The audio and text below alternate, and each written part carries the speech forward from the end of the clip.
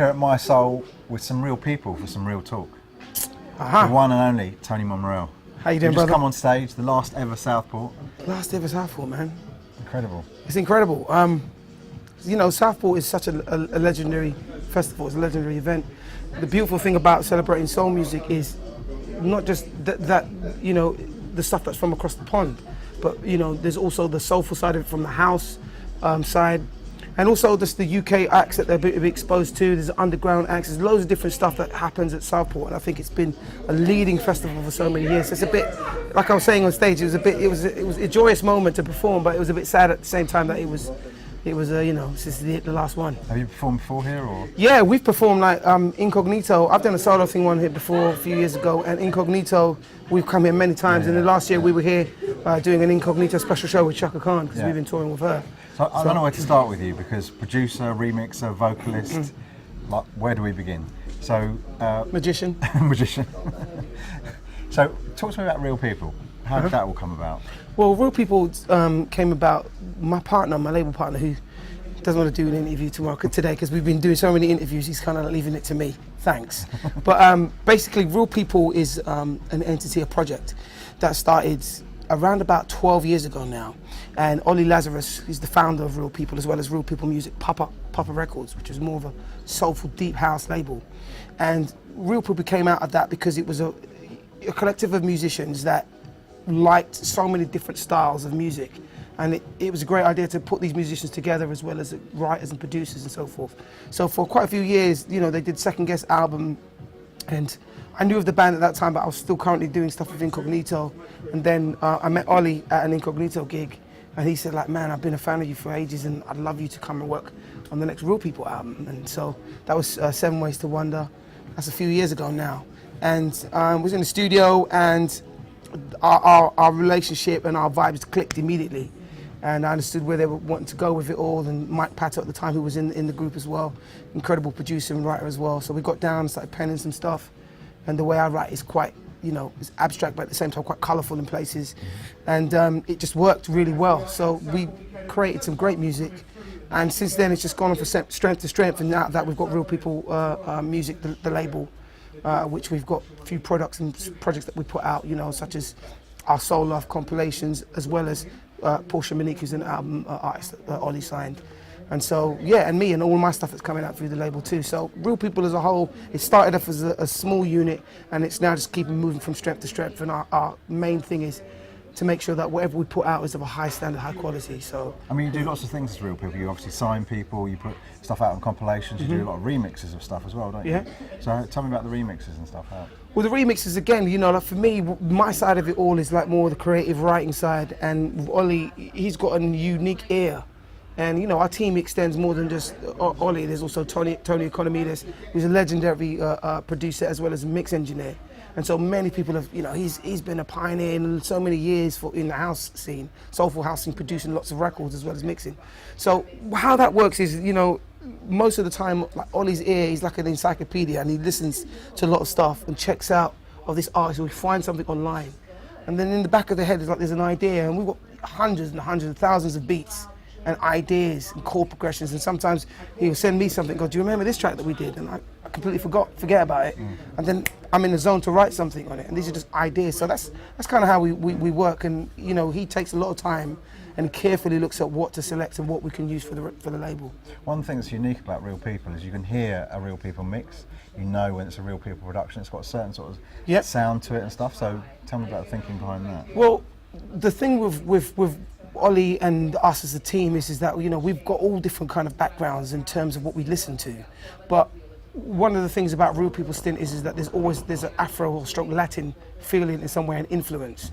And so we look for that, or something that's a little bit broken beaty, and we add our soulfulness to that, you know, for it. And that's kind of how we do it. We don't like to find straight off beats. We like to find something that's going to be really hooky that we can then incorporate within our sound, and then do the rest of it and build a track that way. That's how we work.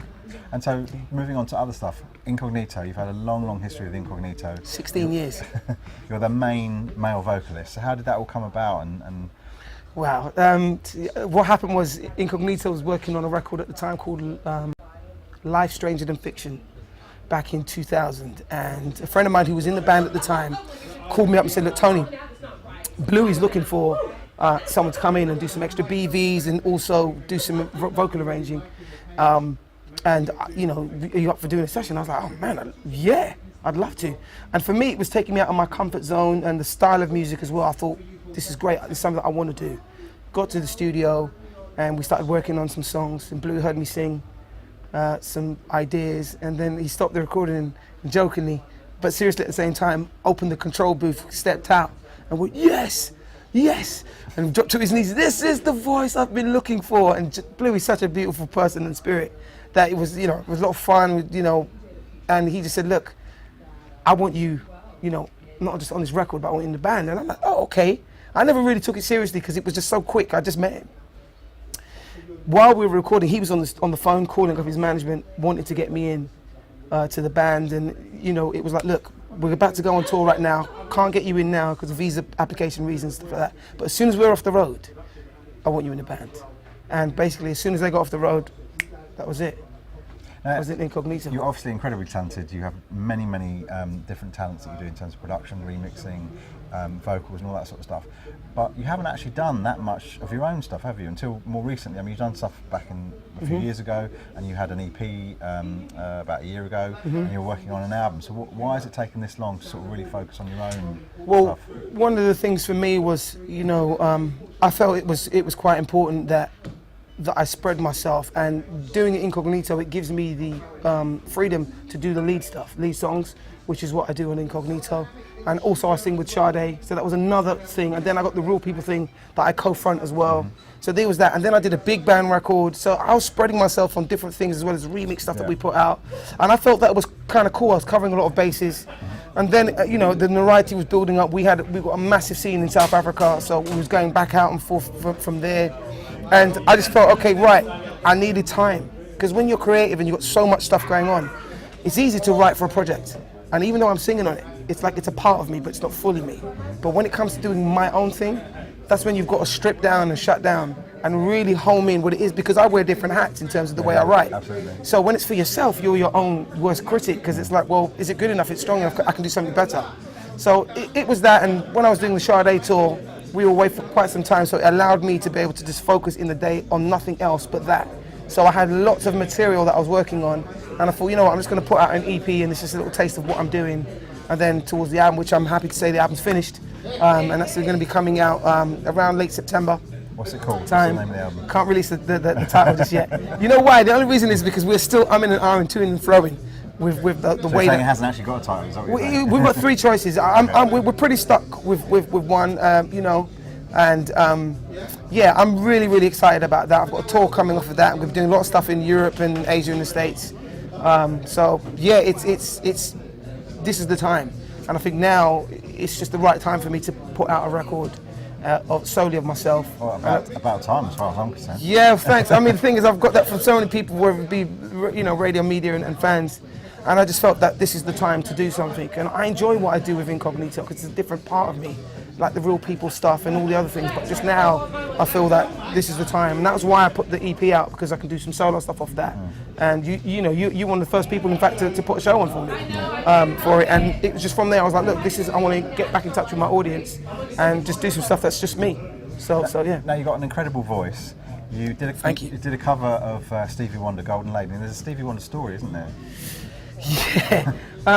You know what? Years ago, like, I was in Japan, and Mi-Soul, who also sings in Incognito, she was out on tour with us, and she called me to her room, and she said, "Oh, look, there's a phone call for you." I was like, "Okay, is everything all right?" She goes, "Yeah." She hands over the phone, and it's a voice singing one of the songs that I sing. So I'm like, "Okay, who's this?" And he goes, "Hey man, it's Stevie," and I'm like, "All right, no, seriously, who is this?" And it was Stevie, and he just called to say he was a fan, and you know, keep what I'm doing. And I was, you know, what do I say? I think you're great too. So that's how I kind of, like, you know, had that first encounter with him. But I've had a couple of other, you know, meetings with him, and I did a Java Jazz Festival a couple of years ago, a solo thing there with Simon Gray and other artists that we work with. And Stevie was on the bill, as well as Pat Metheny and Herbie Hancock and George Duke. All the legends were on this same bill. And I was on there, and I was sitting down at a couch, and I turned to the left of me, and I saw someone coming to sit down. It was Stevie. And I'm like, yeah, should I get up? The security around and all that stuff. And then, you know, he heard me speaking and he said, hey man, I know. And we started talking. And at that time, we just, you know, a couple of years prior to that, we did our version of Golden Lady. Yeah. And he said it was his favorite version. So that was, Wow. you know, and I don't like to really touch covers like I was saying tonight in my show. I don't really like to do it, but there was just something about it that was like, you've got to do that one. So, you know. And speaking of covers, you've done Back Together Again. Yeah. So how did that come about? Again, you know, my label partner, Ollie, was like, look, man, I've got a great idea. I think we should do Back Together Again. And I was like, forget it. You know, and every time he makes a suggestion like that, I always say, forget it. And it goes on to and froing for a while. And then he goes, no, but look, we'll do it for this compilation album, Mi-Soul of 2015. I was like, all right, cool, well, let's do it that way, because I don't really want to, that's Donny Hathaway, man. That's one of my major influences. I don't want to, you know, and it's such a song. I don't want to do it. And if I was going to do it, it's got to be like pretty much like the original. That's a great version. It's fantastic. Right? Thank you. So we did it, and then I think everybody heard it once it was recorded. And I recorded it with an artist that I love her voice, called Shantae Khan, and she's based in the States, and she does a lot of stuff. She did a lot of stuff with Snarky Puppy, quite a few projects like that. And she's an upcoming artist, amazing voice. And I felt the texture of her vocal with mine would really work well. And I so happened to do some solo shows in the States, and she was singing BVs for me. And when I heard the blend, I was like, that's the girl if I'm ever going to do it. Reached out to her, and she was up for doing it. I sent her the track, and she did her parts. And then when people heard it back, they were like, Tony, I know it's going on to correlation, but that's got to go on your album. So I got back from the States not too long ago. I finished doing a music video to it. It's a really cool video that we've got coming up very soon. And then the single comes out in, I think, July time. And yeah, it's going to be, you know, one of the first offerings off of the solo, but also off my solo album. I've got to ask you about another recent project you worked on, Tony Remy, Lighthouse, yeah, which you performed again tonight. Yeah. Amazing track, so tell us about that. Again, you know, like Tony Remy, for those that don't know about Tony, Tony's a legendary guitarist. He's been around for a long time and played on various styles and various artists such as Jack Bruce and Annie Lennox and many others, as well as his own stuff.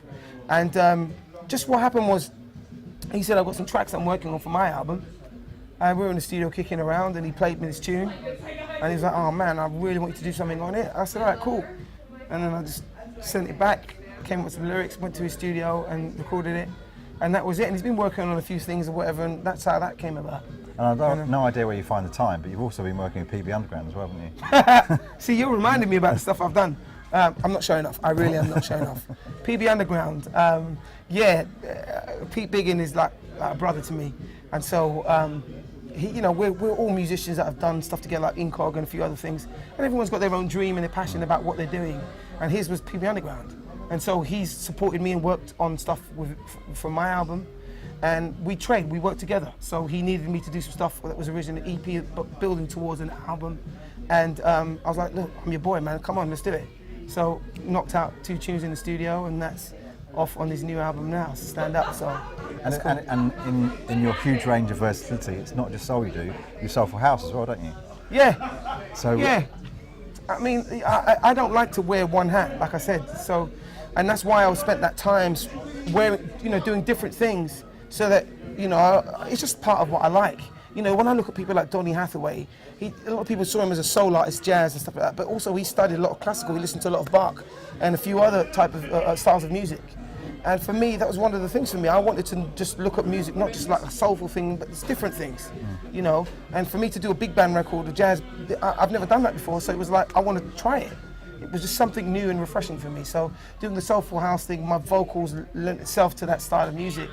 And not to say that I'm a soulful house artist, but it's just a case of I can also try and do something like that, and they've all worked. So. And given everything you've done, is there anything left for you to do? Anything you haven't done that you want to do?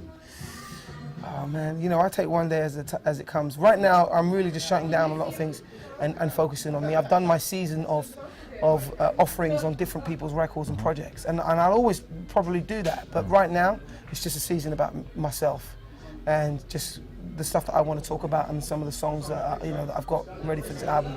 And I've already started working on the second album, so it's like and another EP. So I'm just want to keep I just want to keep the productivity going and just push out as much as I can while I can. Great, well I'm really pleased you're doing your own stuff, and I really look forward to the album. Thank you. Thank you for coming into Mi-Soul. Oh, thank you, brother. I appreciate it, man. Thank you, bro. Take care. Thank you.